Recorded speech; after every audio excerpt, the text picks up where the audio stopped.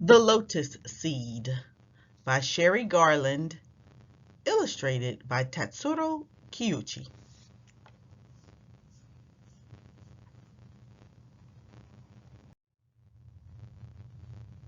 Nothing that grows in a pond surpasses the beauty of the lotus flower, with its green leaves and silky yellow styles amidst milky white petals. Though mired in mud, its silky yellow styles, its milky white petals and green leaves do not smell of mud. Anonymous. Translation of poem on back cover by Din Vidu.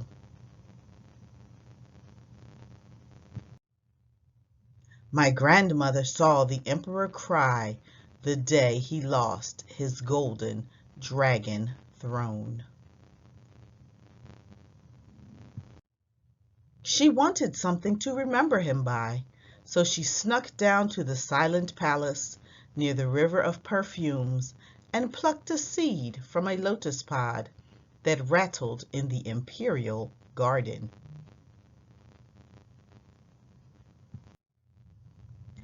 She hid the seed in a special place under the family altar, wrapped in a piece of silk from the aodai she wore that day.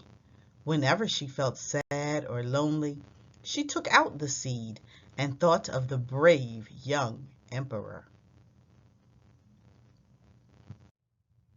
And when she married a young man chosen by her parents, she carried the seed inside her pocket for good luck, long life, and many children.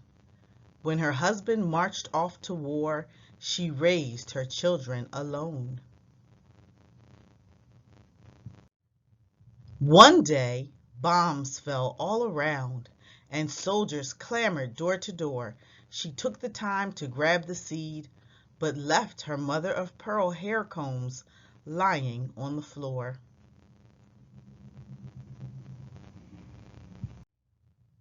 One terrible day, her family scrambled into a crowded boat and set out on a stormy sea.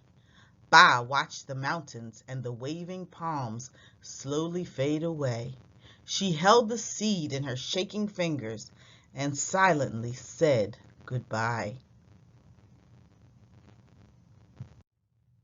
She arrived in a strange new land with blinking lights and speeding cars and towering buildings that scraped the sky and a language she didn't understand.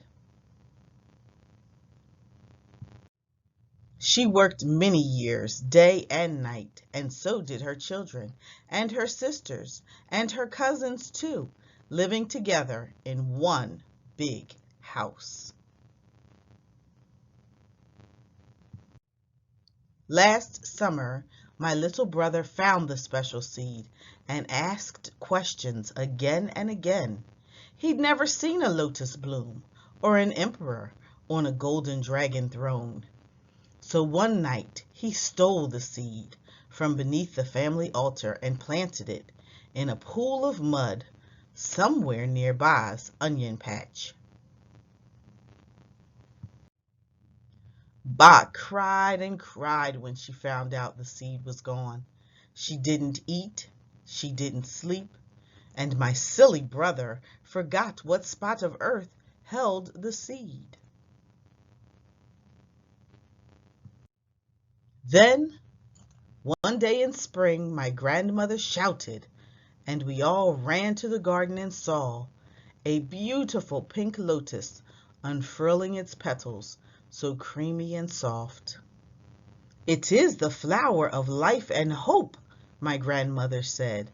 "No matter how ugly the mud or how long the seed lies dormant, the bloom will be beautiful.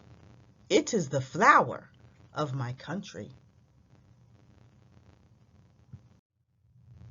When the lotus blossom faded and turned into a pod, Ba gave each of her grandchildren a seed to remember her by, and she kept one for herself to remember the emperor by. I wrapped my seed in a piece of silk and hid it in a secret place.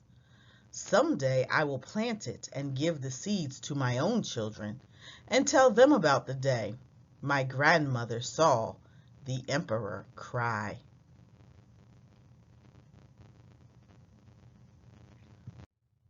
Author's note. For centuries, emperors ruled Vietnam with absolute power because the people believed they were messengers from heaven and all wise. One emperor built a magnificent palace on the River of Perfumes in the city of Hue, surrounded by majestic mountains. Modeled after the famous Forbidden City in Peking, China, it was a city within a city, filled with fantastic gardens and orchards and surrounded by lotus-filled moats. Elaborate gates and graceful bridges crossed the moats to the part of Hue where the ordinary citizens lived. In the late 1800s, France conquered Vietnam and made it into a colony. The French exploited the land and people, and soon the emperors lost their power. The last emperor of Vietnam, Nguyen Van Thuy, was born in 1913. When he took the throne at the age of 12, he became Bao Dai, keeper of greatness. Although he had no real power, Bao Dai was a symbol of Vietnamese heritage, and he performed at traditional ceremonies. Many Vietnamese wanted to be free of French rule and become an independent nation again. So, in 1945, Bao Dai abdicated his throne, handing over his golden seal and golden sword to leaders of the independence movement led by Ho Chi Minh. A bloody war followed until 1954, when Vietnam defeated the French and won its independence at last. But Vietnam was still a country in turmoil, and soon another war erupted between the North and South. This time, the United States helped the Southerners. The Civil War lasted until 1975, when the South was defeated.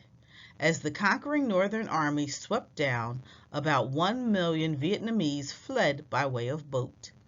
They came from all walks of life: teachers, doctors, merchants, farmers, fishermen, leaving behind their homes, possessions, families, and friends. America became the new home for the majority of Vietnamese refugees.